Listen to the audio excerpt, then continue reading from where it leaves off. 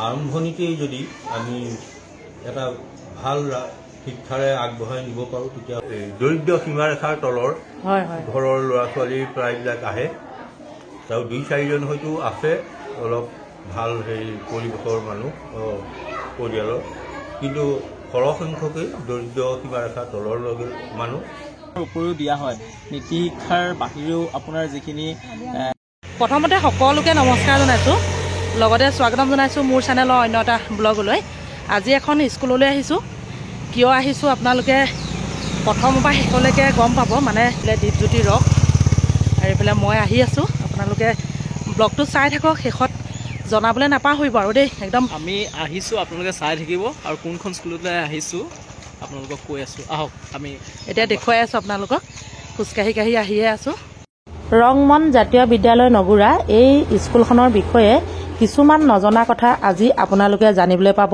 আহকচোন তেনেহ'লে আৰম্ভ কৰোঁ একেবাৰে মেইন ৰাস্তাৰ কাষতে গোলাঘাট টু জামুগুৰি যিটো মানে মেইন ৰাস্তা তাৰ কাষতে আছে গাঁওখনৰ নাম নগুৰা যেই নহওক আহক স্কুলখনৰ ভিতৰলৈ সোমাই যাওঁ কণ কণ ল'ৰা ছোৱালীবিলাকৰ সুন্দৰ সুন্দৰ কিছুমান প্ৰতিভা আজি আপোনালোকৰ আগত মোৰ চেনেলৰ যোগেদিয়ে প্ৰকাশ কৰিব বিচাৰিছোঁ এই বিদ্যালয়খনৰ আচল কথাটো হ'ল যিমানখিনি শিক্ষক আৰু শিক্ষয়িত্ৰী আছে সকলোখিনি একেখন গাঁৱৰ আৰু লগতে মানুহখিনি মানে বহুত আগবঢ়া আপোনালোকক মানে কি ক'ম আৰু নগুৰা বুলিলে আমাৰ অঞ্চলটোৰ ভিতৰত যে আগবঢ়া গাঁও সেইটো সকলোৱে জানে তাতে এতিয়া কণ কণ ল'ৰা ছোৱালীবিলাকৰ কিছুমান প্ৰতিভা দেখিলে আপোনালোকেও আচৰিত হ'ব আপোনালোকে ভিডিঅ'টো চাই চাই গৈ থাকক আজি ব্লগটো মানে এইখন স্কুলৰ ওপৰতে ভিত্তি কৰিয়ে বনাইছোঁ আপোনালোকে চাই চাই গৈ থাকক আৰু বিদ্যালয়খনৰ কিছু প্ৰতিভা আপোনালোকৰ সন্মুখত দাঙি ধৰিছোঁ যদি চাই ভাল পায় প্লিজ অকণমান শ্বেয়াৰ কৰি দিব চেনেলটি ছাবস্ক্ৰাইব কৰি দিব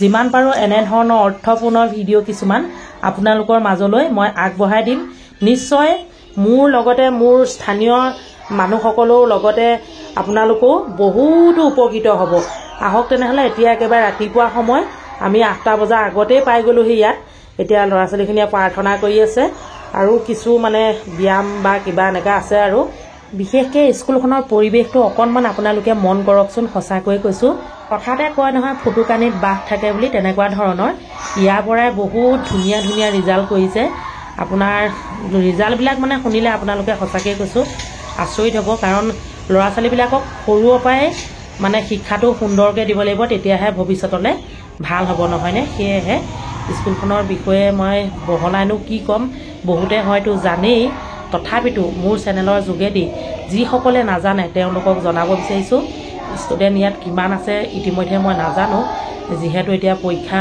চলি আছে আৰু যেই নহওক মই অকণমান জানিবলৈ চেষ্টা কৰিম লগতে নামভৰ্তিও চলি আছে ইয়াত নামভৰ্তি কৰোঁতে পইচা কিমান লয় কি কৰে সকলোখিনি আপোনালোকৰ লগত অৱগত কৰিম আপোনালোকে চাই চাই গৈ থাকক অকণমান দীঘলীয়া হৈছে কিন্তু সম্পূৰ্ণ চালেহে আপোনালোকে বুজি পাব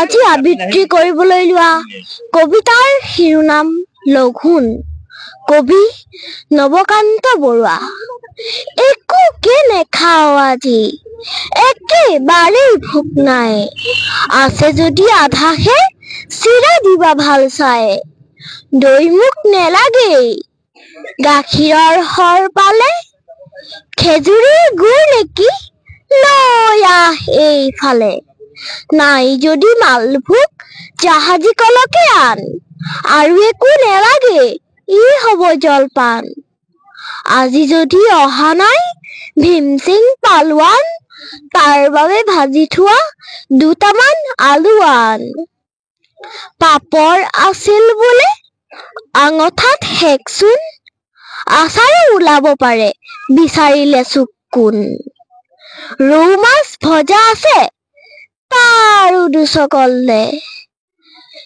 এই হ'ব লঘোণত আৰু একোকে নেলাগে ধন্যবাদ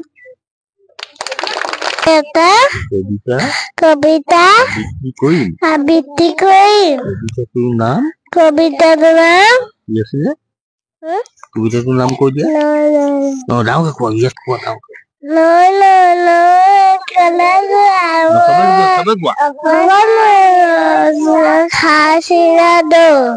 নমস্কাৰ, মোৰ নামটো হিমাশ্ৰী হাজৰিকা। মই এটা কবিতা আবৃত্তি কৰিম। কবিতাটোৰ নাম হ'ল আমাৰ গাঁৱৰ ৰাতিপুৱা। আমাৰ গাঁৱৰ ৰাতিপুৱা কাউৰীয়ে কৈ গ'ল কা কা কা, শোৱা পাতিয়ে হওক কামে কাজে যা, শাৰী মুচি নিকা কৰ নিজ চোতাল ঘৰ, জাৰি বাহিব ভাগে ভাগে কৰ, গোহালিটো চাফা কৰ গোবৰখিনি পেলা, হাঁহ পাৰ গঁৰাল ফুল হয় দেখোন বেলা। নমস্কাৰ। নমস্কাৰ, মই এটা কবিতা আবৃত্তি কৰিম। কবিতাটোৰ নাম হ'ল পখিলী সখী। পখিলী সখী মৰমী পখিলী সখী, শুৱনি দুখনি পাখি, নাচি বাগি উৰি উৰি যায়, কোমল গোলাপ কলি উলাহতে উঠে ফুলি, তোমাৰ মৰম পৰশ পায়। নমস্কাৰ। যায় মানুহে খায় কাটিলেও মঙহ নোলায়।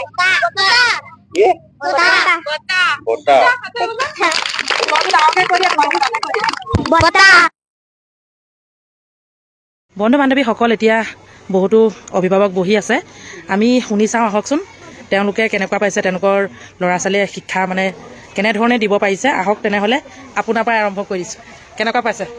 ভালেই পাইছোঁ। এতিয়া কি কয় মই 3টা ল'ৰা ছোৱালী ইয়াতে পঢ়া নিছোঁ। এতিয়া কোচিং ছোৱালী এজনী আছে, পঢ়াটো ভালেই কাৰণে মই মানে কি ধৰক এজনী ছোৱালী ইয়াৰ পৰা উলিয়াই নি পেলাই নগুৰাত দিছোঁ। তাৰ পৰা এতিয়া হায়াৰ ছেকেণ্ডেৰী পঢ়ি আছে, ল'ৰাটো ইয়াৰ পৰা উলিয়াই নিছোঁ। এতিয়া তৃতীয়তে ছোৱালীজনী ইয়াতে পঢ়াইছোঁ। মানে ৰিজাল্ট ভাল পাওঁ কাৰণে মানে কি আজিলৈকে 3টা মানে ইয়াতে দিছে। মেট্ৰিকৰ ৰিজাল্ট কেনেকুৱা আপোনাৰ ছোৱালীজনী? ইয়াত ভালেই আছিলে, মানে ইয়াত পঢ়াই ভালেই আছিলে, হ'লেও যেনিবা আৰু আপোনাৰ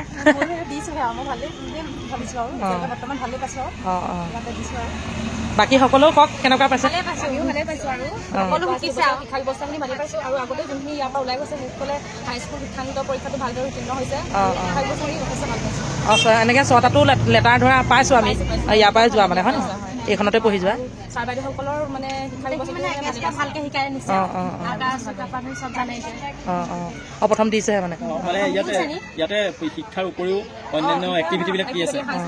মানে সাংস্কৃতিক সেইখিনিও আগবঢ়াই নিছে ল'ৰা ছোৱালী, বিশেষকৈ নাচ গান সেইখিনিও মানে সুবিধা পাইছে। সকলো পোৱা নাছিলে, অনুষ্ঠানখিনিও ধুনীয়াকৈ পাতি নিছে। ল'ৰা ছোৱালী সাংস্কৃতিক মানে কেনেকৈ আগবাঢ়ি যাব লাগে সাংস্কৃতিক ক্ষেত্ৰত সেইখিনি সকলো পাইছে। যোৱাবাৰ বিহুৰো হেৰি পাতিছিলে? হয় হয়, যোৱাবাৰ বিহু কৰ্মশালাতো বহুতো ল'ৰা ছোৱালীয়ে কৰ্মশালাত যোগদান কৰিছিলে। যথেষ্ট মানে উন্নতি দেখা পাইছে বিহুৰ মাজত। ভাল লাগিলে দেই। ধন্যবাদ। আপোনাৰ আছে নহয়? মোৰ 6 বছৰ হ'ল ছোৱালী ইয়াত দিয়া। 6 বছৰ চতুৰ্থ শ্ৰেণী পালে, ভালেই লাগিছে। ভাল লাগে। আপোনাৰ হেৰি ছোৱালীজনী ন? ভাগ্যলক্ষ্মী মই আগতে ভিডিঅ' কৰিছোঁ তাইক। ভালেই লাগিছে। মানে ইয়াত বহাগৰ বিহু ওচৰতো মানে বহুত ধুনীয়া এটা অনুষ্ঠান পাতিছিলে এবাৰ ইয়াৰ কৰ্মশালা। ভাল লাগিলে, চবেই ভাল বুলি কৈছে। এইফালেও আছে কোনোবা কওকচোন কেনেকুৱা পাইছে? আপোনালোকেহে ক'ব পাৰিব স্কুলখনৰ বিষয়ে। ভাল পাইছে? ঠিকে, ধন্যবাদ দেই। আমাৰ দীপজ্যোতি ৰকক সুধিছোঁ, তাৰো ছোৱালীজনী ইয়াতে পঢ়ে, ই কেনেকুৱা পাইছে? মানে সুন্দৰ স্কুল, ইয়াতে আপোনাৰ গোটেইখিনি সুবিধাখিনি আছে আৰু ল'ৰা ছোৱালীক মানে পুংখানুপুংখভাৱে গোটেইখিনি শিকাই নিয়া হয়। আৰু ইয়াত মানে পঢ়াৰ উপৰিও অন্যান্য এক্টিভিটিবিলাকো ইয়াত আছে, ধৰক নাচ গান এইখিনি গোটেই তাত ক্লাছত দিয়া হয়। তেওঁলোকৰ বেলেগ মানে টিচাৰ আছে, এই ছাৰে ইয়াৰ যিজন অধ্যক্ষ ছাৰ তেওঁলোকে বেলেগ মানে মাতি আনে। আৰু ইয়াতে বহুতখিনি বস্তু এক্টিভিটি ইয়াত মানে পঢ়াৰ উপৰিও দিয়া হয়। নীতি শিক্ষাৰ বাহিৰেও আপোনাৰ যিখিনি এক্সট্ৰা কাৰিকুলাম থাকিব লাগে, স্পৰ্টছৰ পৰা আদি কৰি সাংস্কৃতিক বিভাগলৈকে গোটেইখিনি দিয়া হয়।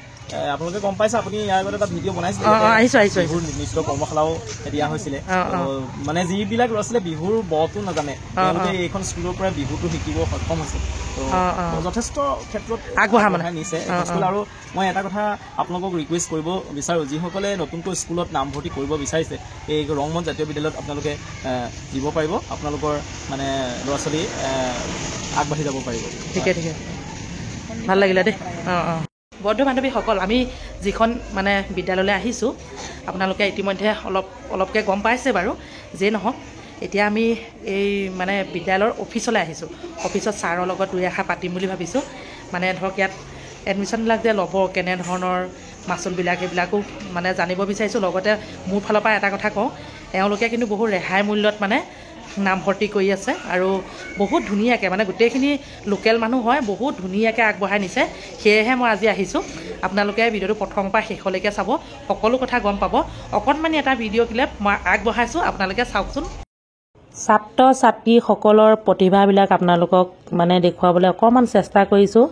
আপোনালোকে চাই গৈ থাকক, নিশ্চয় সকলোখিনি জানিবও পাৰিব। তেতিয়া আপোনালোকৰ ল'ৰা বা ছোৱালী এইখন স্কুলত নামভৰ্তি কৰিলে ভাল হ'বনে বেয়া হ'ব, সকলোখিনি আপোনালোকেই সিদ্ধান্ত ল'ব পাৰিব। আহক তেনেহ'লে। খুচি পাইক, 2য় শ্ৰেণীৰ ছোৱালী, বৰ ধুনীয়াকৈ বনাইছে দেই।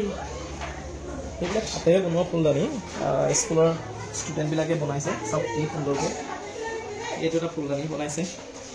চাওক খুচি পাইক 3য় শ্ৰেণী, সঁচাকৈ বৰ ধুনীয়া বনাইছোঁ।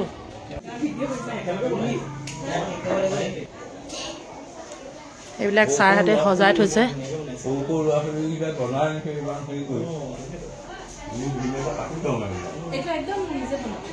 তাকেহে দেই,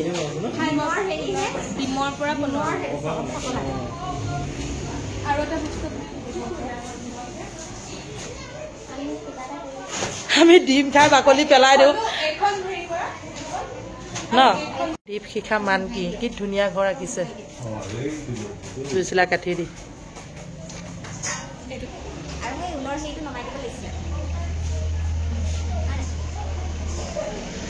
নামটো ধুনীয়াকৈ দেখুৱাই দিছোঁ। বেছিভাগ হেৰি ল'ৰা ছোৱালী আছে ন। এনেকৈ